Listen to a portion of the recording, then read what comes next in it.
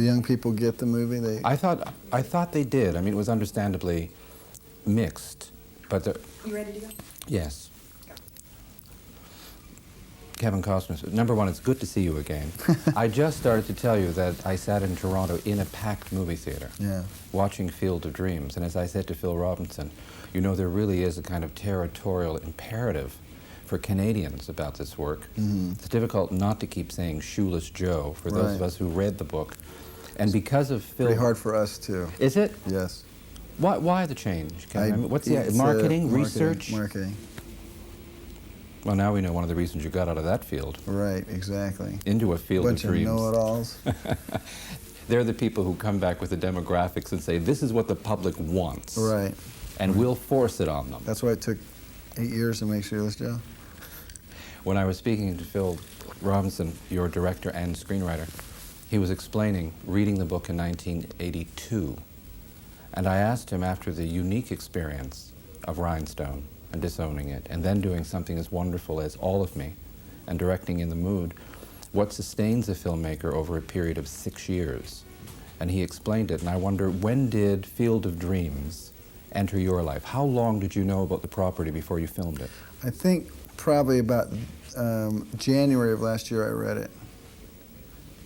And wasn't going to be able to do it because of the conflict. And they decided to wait for me. So that worked out well for me. I remember when we were talking in Los Angeles at the time of Bull Durham, and I think a day or two after that you were leaving for Iowa. Didn't it happen very quickly after promoting Bull Durham? I can't remember exactly, but I wouldn't be surprised if that was the order of things. There's something else, too. Phil Robinson was talking about your regard for your fellow actors, and I know you've said things in the past about your regard for someone like Peter O'Toole, who can be as large on the screen as he is on the stage and trade places with his own persona. And there you are, yet again.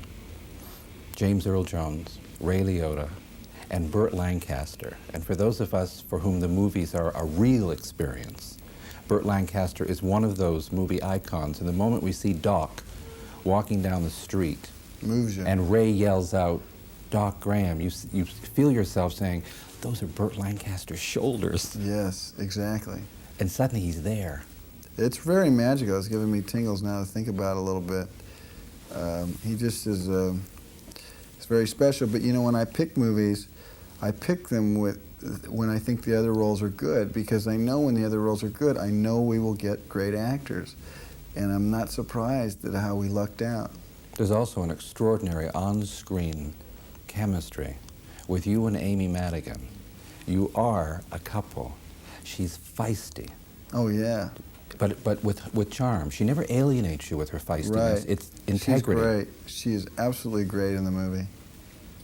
Yeah, we were a couple. I mean, he's probably the kind of relationship where Ray's probably the last 12 years is always going, Annie, stop it. You know, he's about the only one that can stop her.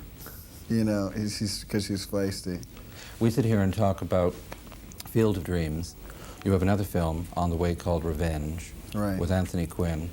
And I was interested because Jim Harrison, the author, spoke in Toronto recently at an author's forum. And he told a story about how he had brought Jack Nicholson together with John Huston, and they wanted to make Revenge. And no studio would finance it because they said John Huston was too old and too ill.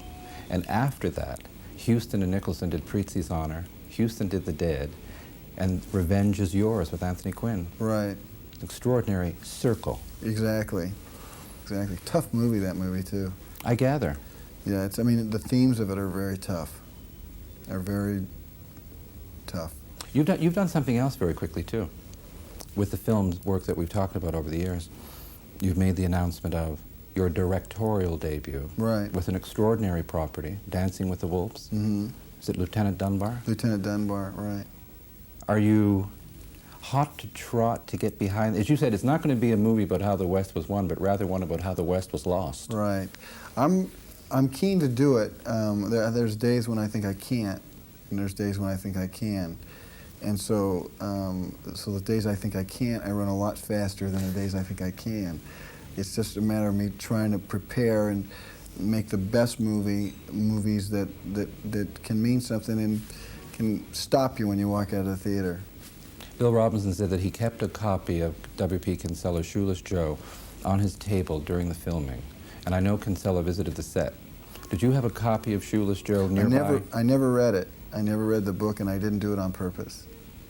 I just felt that I didn't want to overload an already brilliant screenplay. Because I think Phil probably sweated, agonized over things that would not make the movie that were in the book. So I didn't need to add to his woes that way. I had plenty other times to make Phil pull his hair out. It's a pleasure seeing you again. I compliment you on Field of Dreams and Ray Thank you. Kinsella. You're welcome. Thank you. Pleasure. Kevin Costner. Thank you. I was paying attention.